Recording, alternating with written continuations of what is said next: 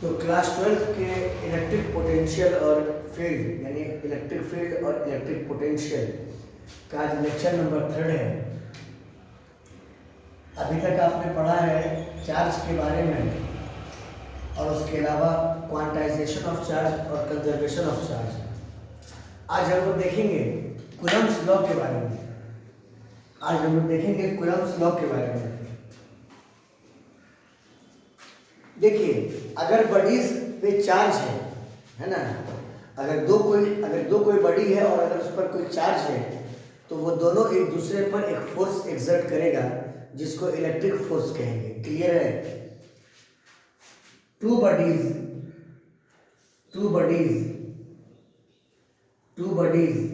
Having charge, ठीक है, exert force on each other, exert force on each other, which is called electric force, उस force का नाम है इलेक्ट्रिक फोर्स। कूलम्ब्स लॉ जो है वो एक्चुअली आपको बताता है कि दो पॉइंट चार्ज के बीच में कितना इलेक्ट्रिक फोर्स लगेगा, दो पॉइंट चार्ज के बीच में। ठीक है, ये जो कूलम्ब्स लॉ है it gives a mathematical formula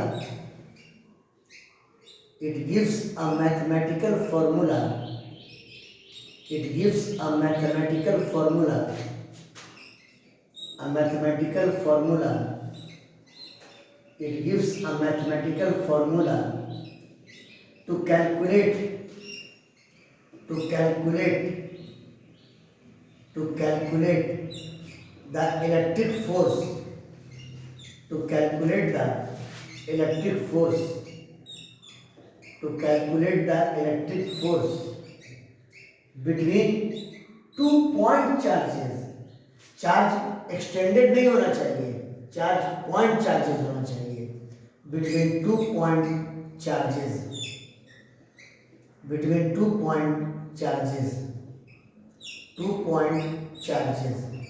इतनी बातें तो समझ में आ गई होंगी। चलिए आगे देखते हैं।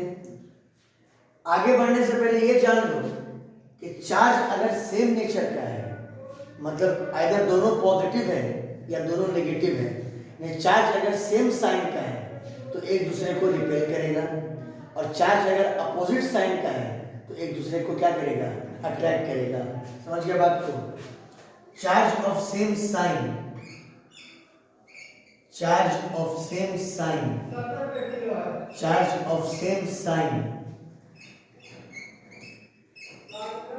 repel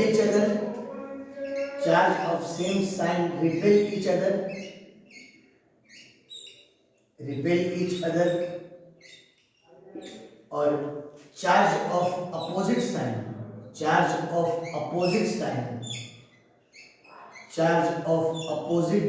साइन अट्रैक्ट ईच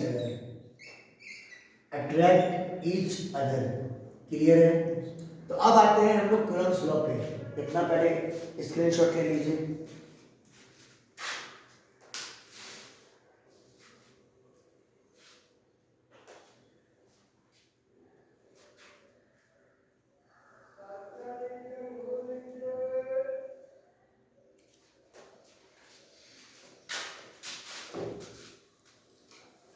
देखो,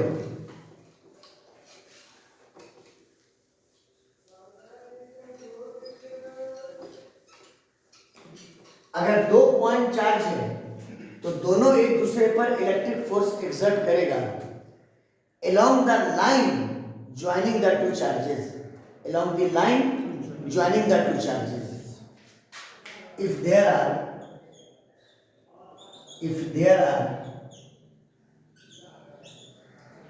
2 point charges, if there are 2 point charges if there are 2-point charges,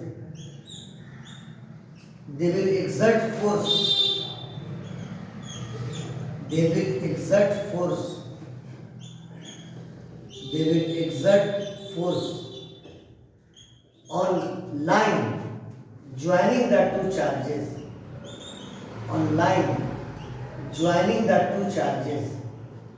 On line joining the two charges. On line joining the two charges. ये बात तो पहले समझ लीजिए, क्योंकि कंफ्यूजन यही सब में होता है। अगर 2 पॉइंट चार्ज है तो दोनों एक दूसरे पर जो फोर्स एक्सर्ट करेगा वो हमेशा एक दूसरे को मिलाने वाले लाइन के एलॉन्ग करेगा। जैसे मान लो यहाँ पे ए है और ए पर मान लो कि कोई पॉजिटिव चार्ज है, ठीक है, और यहाँ पर बी है तो बी पर मान लो एक नेगेटिव चार्ज है, और दोनों पॉइंट चार्ज है। दोनों क्या है? Point charge. अगर दोनों पॉइंट चार्ज हो तो पहले एक दूसरे से दोनों को मिला देना स्ट्रेट लाइन से। बात फॉलो किए? अब देखो न्यूटन्स का थर्ड लॉ ने कहा कि साइमल्टेनियसली अगर ए ने बी पर फोर्स एक्सर्ट किया तो बी भी ए पर फोर्स एक्सर्ट करेगा। न्यूटन्स का थर्ड लॉ का कहना था simultaneously both of them will exert force on each other which are equal in magnitude and opposite in direction। चलिए, जैसे अगर मान लीजिए कि बी पर लगाना है फोर्स, तो फोर्स का टेल हम लोग बी पर रखेंगे। फोर्स का टेल हम लोग कहाँ रखेंगे? बी पर। बी पर टेल को रखेंगे। अब देखिए बी पे कैसा चार्ज है? नेगेटिव, और ए पर पॉजिटिव चार्ज है, तो ए बी को क्या करेगा? अट्रैक्ट करेगा along the line joining the two charges। along the line joining the two charges। तो टेल पर रख, यहाँ रख करके एरो ऐसे दे दीजिएगा। बात फॉलो किए? एरो ऐसे दे दीजिएगा। ये हो जाएगा force on B due to A. B पर फोर्स लगा किसके द्वारा? ए के द्वारा।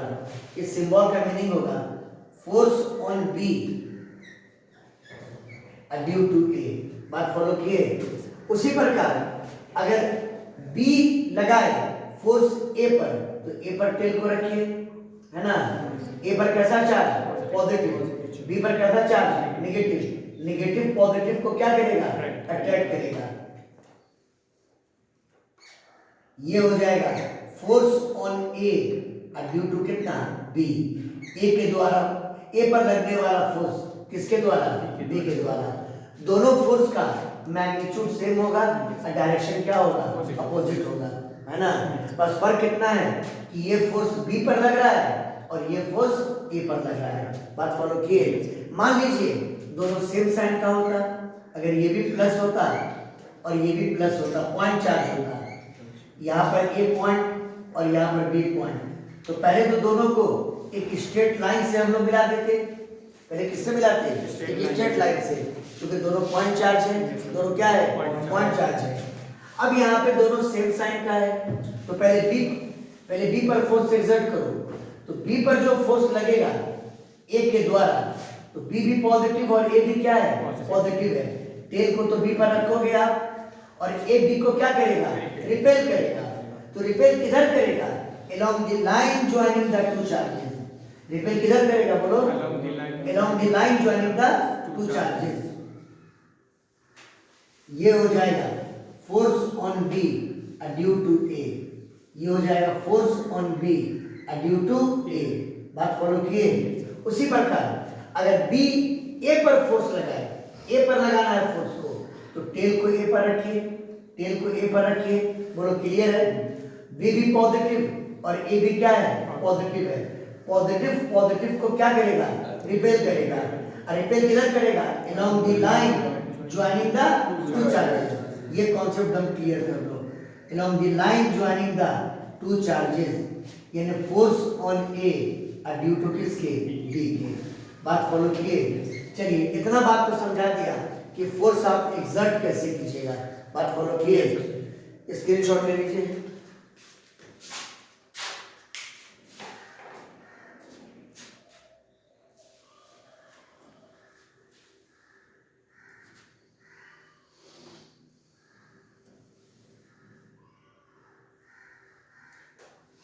अच्छा, दोनों केस में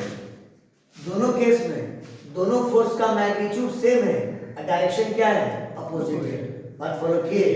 मतलब अगर मैग्नीट्यूड की बात करें तो अगर ए ने बी पर 100 न्यूटन का फोर्स लगाया, इलेक्ट्रिक फोर्स, तो बी ए पर 100 न्यूटन का ही इलेक्ट्रिक फोर्स लगाएगा।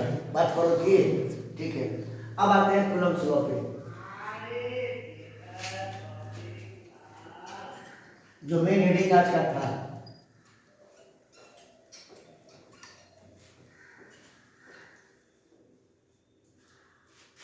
Coulomb's law, Coulomb's law, Coulomb's law. मान लो आपके पास दो पॉइंट चार्ज है ए और बी पर। ए पर मान लो चार्ज है Q1 और बी पर मान लो चार्ज है Q2, और दोनों के बीच का डिस्टेंस कितना है, r, है ना। Q1 and Q2 are 2 point charges, are 2 point charges 2 point charges separated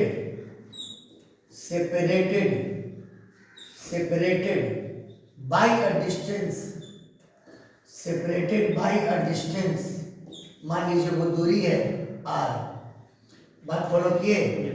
अब अभी यहाँ पर हमको डायरेक्शन शो नहीं करना है, चूंकि हमको पता नहीं है इसका साइन क्या है और इसका साइन क्या है। हम बात करेंगे ए ने बी पर जो फोर्स लगाया है और बी ने ए पर जो फोर्स लगाया है, चूंकि दोनों का मैग्नीट्यूड तो सेम है, तो हम उस मैग्नीट्यूड की बात करेंगे, फोर्स के मैग्नीट्यूड की बात करेंगे। Let F is equal to common magnitude of common magnitude of common magnitude of common magnitude of common magnitude of electric force, common magnitude of electric force between Q1 and Q2। बोलो clear है?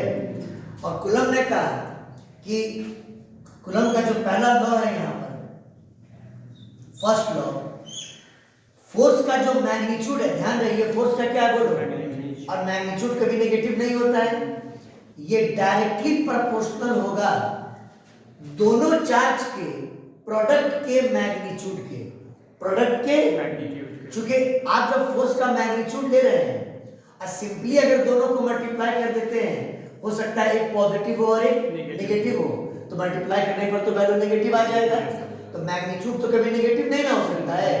तो चूंकि ये force का magnitude है, तो product जो लेना है दोनों चार्जेस का, तो प्रोडक्ट का मैग्नीट्यूड लेना है, प्रोडक्ट का क्या लेना है, मैग्नीट्यूड। तो force directly proportional to modulus of Q1 into Q2, modulus of Q1 into कितना, Q2। बात फॉलो किए? अब law second, law second, force जो होगा वो इनवर्सली प्रोपोर्शनल होगा, फोर्स इनवर्सली प्रोपोर्शनल होगा दोनों के बीच के डिस्टेंस के स्क्वायर के, यानी r का स्क्वायर, r का स्क्वायर। ये जो सेकंड लॉ है इसको हम लोग कहते हैं inverse square law, inverse square law, inverse square law, inverse square law. बोलो क्लियर है? अगर लैंग्वेज में देना चाहते हो तो आप यहां लिख सकते हैं the common magnitude of, the common magnitude of, the common magnitude of, the common magnitude of electric force, the common magnitude of electric force between 2 point charges, between 2 point charges, between 2 point charges is directly proportional to, directly proportional to, directly proportional to, directly proportional to magnitude of product of charges, magnitude of product of charges, magnitude of product of charges, product of charges, ठीक है, and inversely proportional to square of distance between them, and inversely proportional to square of distance between them, and inversely proportional to square of distance between them, and inversely proportional to square of distance between them, inversely proportional to square of distance between them, square of distance between them, square of distance between them. Clear है? चलिए, अगर दोनों law को हम लोग combine कर दें, combining both laws, और हाँ अभी मान लेते हैं कि दोनों चार्ज एयर मीडियम में, किसमें है? एयर मीडियम में, है ना? अभी मान लिया कि दोनों चार्ज एयर मीडियम में है. Combining both laws, combining both laws, अगर दोनों लॉ को हम लोग कंबाइन कर दें तो F proportional to mod of Q1 into Q2 divided by R square, divided by कितना? R स्क्वायर, है ना? ये परफेक्ट कूलम्ब्स लॉ हो गया. बात फॉलो किए. F proportionality mod of Q1 into Q2 divided by कितना? R square. क्लियर है? आप जानते हैं कि साइन ऑफ प्रोपोर्शनैलिटी को हटाते हैं तो एक कांस्टेंट से मल्टीप्लाई करेंगे. बात फॉलो किए. तो पहले स्क्रीनशॉट ले लें.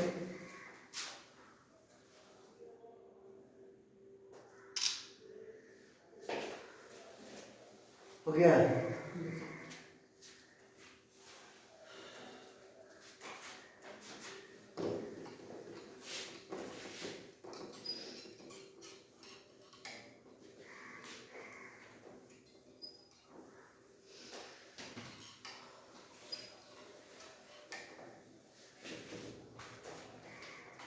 F proportional to mod of Q1 into Q2 divided by कितना?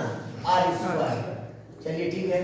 साइन ऑफ प्रोपोर्शनैलिटी हटाइए तो F बराबर मान लिया एक कांस्टेंट मल्टीप्लाई किया K, mod of Q1 into Q2 divided by कितना? R square. बात फॉलो किए. यहाँ इसको अगर मान लें हमने क्वेश्चन नंबर फर्स्ट, तो K यहाँ पे कांस्टेंट ऑफ प्रोपोर्शनैलिटी है. ध्यान रहे चार्ज अभी एयर मीडियम में है, एयर के अलावा कोई दूसरा मीडियम होगा तो फिर K का वैल्यू बदल जाएगा. बात फॉलो किए. ये फोर्स का वैल्यू चेंज कर जाएगा. K यहाँ पे कांस्टेंट ऑफ प्रोपोर्शनैलिटी है, कांस्टेंट ऑफ प्रोपोर्शनैलिटी है, कांस्टेंट ऑफ प्रोपोर्शनैलिटी, और K का वैल्यू यहाँ पर होगा जब दोनों चार्जेस के बीच में एयर मीडियम है 1/4 पाई एप्सिलॉन नॉट. इस सिंबल का मतलब क्या है? Epsilon not. बात फॉलो किए. एप्सिलॉन नॉट इसको कहते हैं permittivity of free space, permittivity of free space, permittivity of free space, permittivity of free space. बात फॉलो किए. फ्री स्पेस का मतलब क्या? दोनों चार्जेस के बीच में मीडियम क्या है? एयर है. एप्सिलॉन नॉट की वैल्यू हम लोग कैलकुलेट करेंगे बाद में, उससे पहले हम लोग इसकी यूनिट और डायमेंशन भी जान लेंगे. अब आप ये समझ सकते हैं कि अगर K का मान यहाँ पर पुट कर दें तो ये पता चल जाएगा कि दो पॉइंट चार्ज के बीच में कितना इलेक्ट्रिक फोर्स का मैग्नीट्यूड काम कर रहा है अगर दोनों चार्ज एयर मीडियम में, दोनों चार्ज अगर एयर मीडियम में. सो when two point charges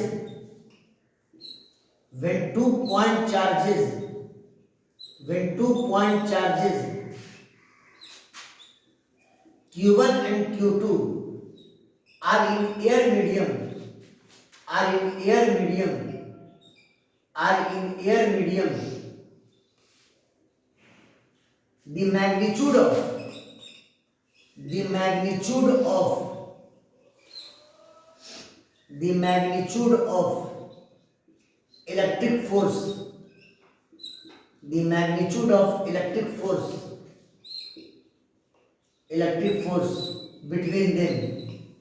the magnitude of electric force, between them, F बराबर आप K का मान पुट कर दो.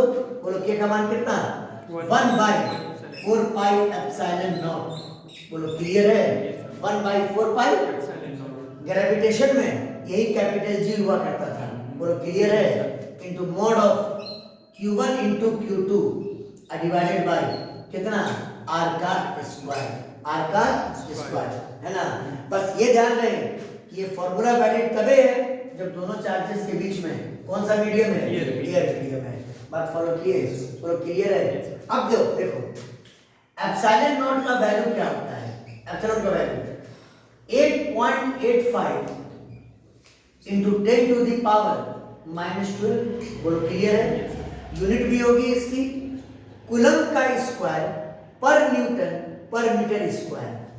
कूलम का स्क्वायर, ये सी मतलब कूलम, कूलम का स्क्वायर पर न्यूटन पर मीटर स्क्वायर, पर मीटर स्क्वायर। बात फॉलो किए? ये वैल्यू पूछ सकता है आपको किसका, एप्सिलॉन नॉट का। 8.85 into 10 to the power -12 coulomb square पर न्यूटन पर मीटर स्क्वायर। बात फॉलो किए? चलो स्क्रीनशॉट लो।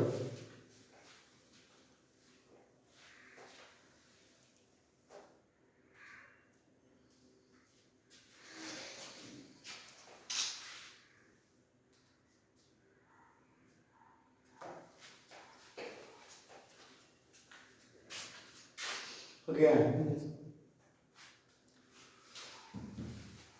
इसी वर्मा का पहला ही क्वेश्चन है कि एप्सिलॉन नॉट का डायमेंशनल फार्मूला क्या होगा।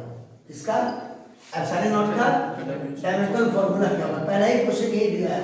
और ये क्वेश्चन जेईई मेंस में पूछ चुका है कि एप्सिलॉन नॉट का डायमेंशनल फार्मूला क्या होगा।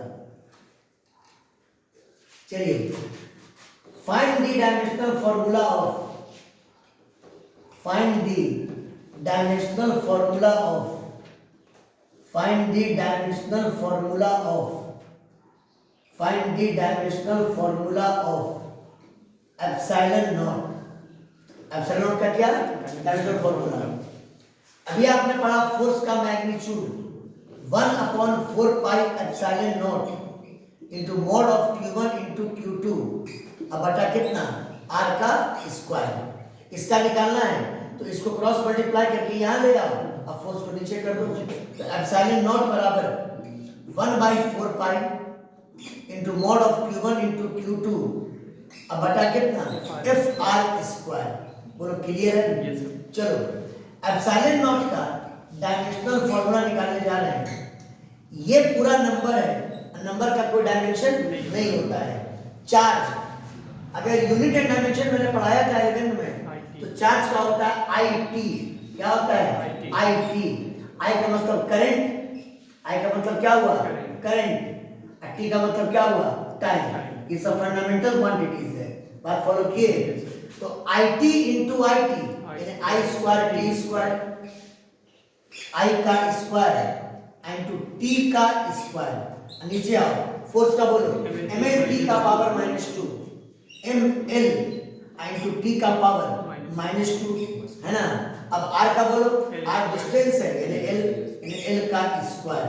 बोलो क्लियर है?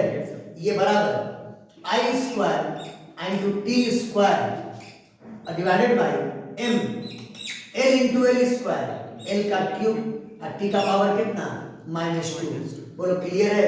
सबको ऊपर करो तो ये बराबर M का पावर -1। बोलो क्लियर है?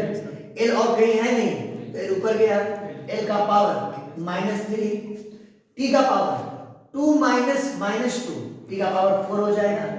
T का पावर कितना, 4। और बच गया क्या, I का स्क्वायर, I का स्क्वायर। बात फॉलो किए? तो एप्सिलॉन नॉट का डायमेंशनल फार्मूला यही होगा, M का पावर -1, L का पावर -3, T का पावर 4 और I का पावर कितना, 2। जहां पे M मास है, सब फंडामेंटल के टर्म में लाए हैं। L क्या है, लेंथ है, T क्या है, टाइम है, और I क्या है, इलेक्ट्रिक करंट है, करंट है। बात फॉलो किए?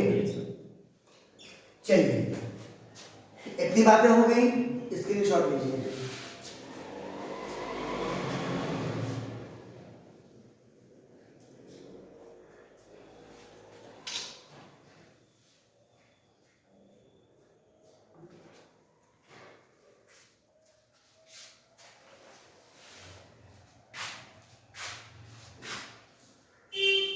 देखो एक चीज और बता देते हैं, क्योंकि कूलम्ब्स लॉ में प्रॉब्लम बहुत बनने वाला है, समझ गए बात को। कूलम्ब्स लॉ का प्रॉब्लम बहुत ज्यादा ही होने वाला है।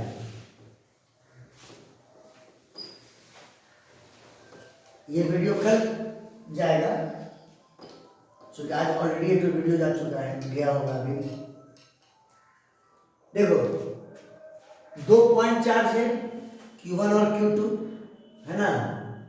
अब दोनों के बीच का सेपरेशन कितना R, दोनों के बीच में कौन सा मीडियम, एयर मीडियम। दोनों के बीच लगने वाले इलेक्ट्रिक फोर्स का मैग्नीट्यूड, इलेक्ट्रिक फोर्स का बार बार फोकस करना है, अभी इलेक्ट्रिक फोर्स का क्या लेना है। कभी ऐसा भी हो सकता है कि फोर्स को वेक्टर फॉर्म में लें, फोर्स को क्या लें, वेक्टर फॉर्म में, है ना। ये बराबर 1/4 pi epsilon naught into modulus of Q1 into Q2 by कितना R स्क्वायर। हालांकि मैंने ये बता दिया कि इसका वैल्यू क्या होता है, लेकिन ये वैल्यू उतना काम नहीं करेगा न्यूमेरिकल बनाने में, ये पूरे का वैल्यू काम करेगा। किसका, 1/4 पाई एप्सिलॉन नॉट का। समझ गया बात को। तो कहा गया in rationalized MKSA system, in rationalized MKSA system, in SI unit में 1/4 पाई एप्सिलॉन नॉट का वैल्यू लेना 9 × 10⁻⁹ कितना 9। बात फॉलो किए, कितना लेना बोलो, 9 × 10⁻⁹। इस पूरे का मान 1/4 पाई एप्सिलॉन का मान 9 × 10 का पावर कितना 9। और अगर सीजीएस यूनिट ले रहे हो, अगर सीजीएस यूनिट ले रहे हो, अगर सीजीएस यूनिट ले रहे हो तो 1/4 पाई एप्सिलॉन का मान सिर्फ क्या लेना 1, क्या लेना 1। बात फॉलो किए, this is your Coulomb's law. बात फॉलो किए, कोई भी 2 पॉइंट चार्ज हो Q1 और Q2 और उनके बीच की दूरी कितनी हो R, उनके बीच लगने वाले इलेक्ट्रिक फोर्स का मैग्नीट्यूड, है ना। और फोर्स कैसे लगेगा वो सब सिखा दिए थे स्टार्टिंग में, है ना। Along the line joining them same nature का होगा, तो कैसे A B को अट्रैक्ट रिपेल करेगा या B A को रिपेल करेगा। अपोजिट नेचर का होगा तो A B को कैसे अट्रैक्ट करेगा या B A को कैसे अट्रैक्ट करेगा, सब बता दिए थे हम बेसिक चीज। समझ गए बात को। बस मेन चीज ये है कि 2 पॉइंट चार्ज है, दोनों के बीच की दूरी R है, फोर्स का मैग्नीट्यूड इतना ही होगा 1/4 pi epsilon naught mod of Q1 × Q2 by कितना R स्क्वायर। अगला लेक्चर जो होगा, जो हमको लगता है कि चौथा लेक्चर हो जाएगा, तो लेक्चर 4 में अब रुकेंगे हम लोग थ्योरी में, और numericals on Coulomb's law, numericals on Coulomb's law, जिसमें 11 का ही बहुत सारा कॉन्सेप्ट काम आएगा। Numericals on Coulomb's law, pendulum वगैरह वाला क्वेश्चन यहाँ बहुत काम आता है। न्यूमेरिकल्स ऑन कूलम्ब्स लॉ ये लेंगे हम लोग, ठीक है। इतना काफी है आज के लिए।